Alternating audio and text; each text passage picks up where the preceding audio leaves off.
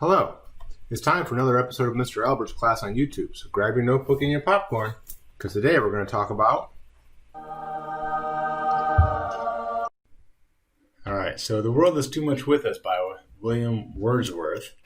So this is a sonnet. And so what does that mean? There's 14 lines of iambic pentameter. And don't worry if you don't remember what that is, or we haven't gotten there yet. But basically, 14 lines, 10 syllables each line. Just go ba-bump, ba-bump, ba-bump, ba-bump. Unstressed, stressed, unstressed, stressed throughout the whole thing. Okay. There's also going to be some other structural elements like rhyme patterns and stuff like that, right? So if you're just looking at this before we read it, soon, powers, hours, boon. So, all right, so it's A, B, B, A is what it's doing. Just going to kind of do that throughout until the end. And it's typically going to be split into two halves, whether that's like two quatrains, then a quatrain and a couplet, or whether that's an octave and a sestet. And again, if you don't know what that words mean, basically you have 8 lines on one thing with like a specific like kind of tone and stuff, and then there should be a turn.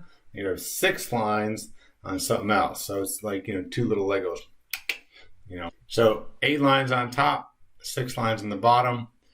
Idea, turn, somebody they call it volta. Other idea, boom, done, out. Short and sweet. All right, a little rectangle poem. So let's take a look at this one. The world is too much with us late and soon. Getting and spending, we lay waste our powers. Little we see in nature that is ours. We have given our hearts away, a sordid boon. This sea that bears her bosom to the moon, the winds that will be howling at all hours, are upgathered now like sleeping flowers. For this, for everything, we are out of tune. It moves us not. That's your first half. Okay? And so, one, he's talking about the world, and he focuses on that, and he says, little we see in nature that is ours.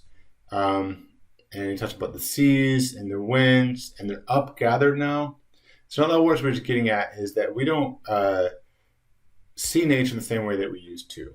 And we don't draw power from it in the same way that we used to. Instead, we're focused on getting and spending, like it says in line 2. We're interested in upgathering what nature has. We see it as a resource to be collected and used, as opposed to, like a resource that is rejuvenative and stays and doesn't get upgathered, right?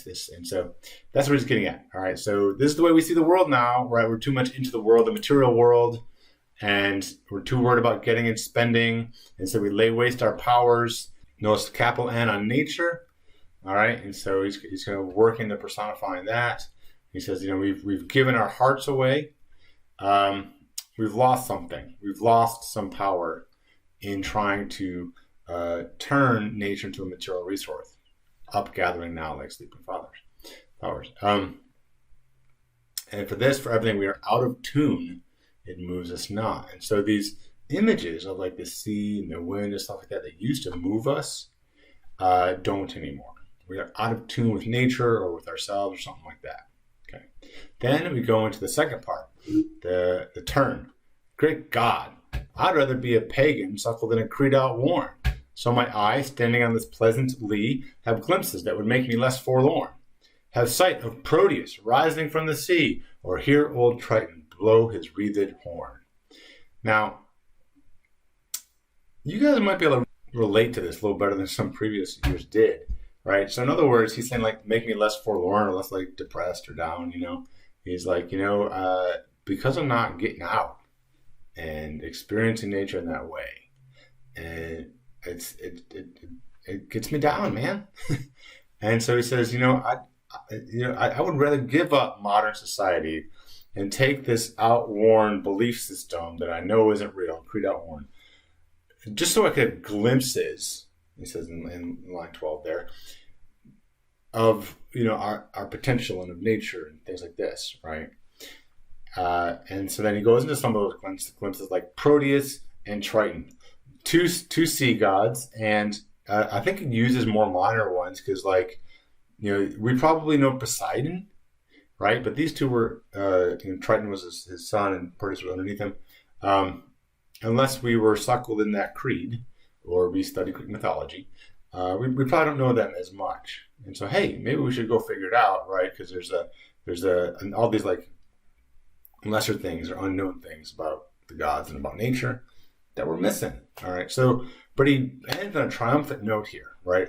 Triton blow this wreathed horn. So Triton is the dude with the conch shell. It's like, and he gets everyone together, right? And he's like, come on, let's go, people.